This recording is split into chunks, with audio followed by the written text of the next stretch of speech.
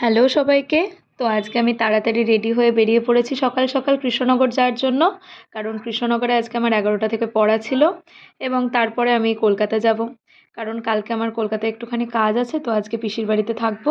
আর আমার পিসির মেয়েও আমাদের বাড়িতে আসবে কদিন ঘুরতে, তার জন্য আমরা দুজন একেবারে একসাথে বাড়ি চলে আসবো। তো এই যে আমি কৃষ্ণনগর পৌঁছে গেছি, এবারে এই যে টোটো করে স্যারের বাড়ি যাচ্ছি।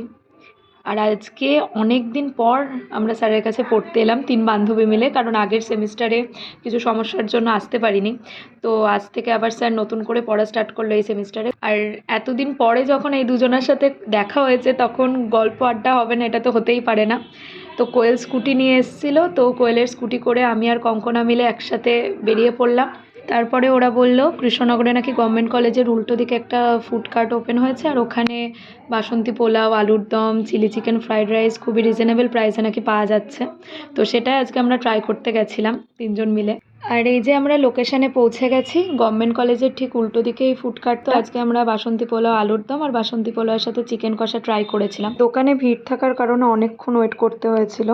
তো তারপরে আমরা খাবার নিয়ে একেবারে কঙ্কনাদের বাড়ি চলে গেছিলাম। তারপর কঙ্কনাদের বাড়িতে গিয়ে 3 বান্ধবী মিলে খাবার খেয়ে যে যার মতো বেরিয়ে পড়লাম, কারণ কোয়েলেরও পড়ানো ছিল, ওকেও তাড়াতাড়ি বাড়ি ফিরতে হতো আর আমারও ট্রেন ধরার ছিল। তারপরে আমি একটা টোটো করে কৃষ্ণনগর স্টেশনে এসে কৃষ্ণনগর লোকাল ধরে নিলাম। আর এই যে দেখতে দেখতে আমি দমদমও পৌঁছে গেছি।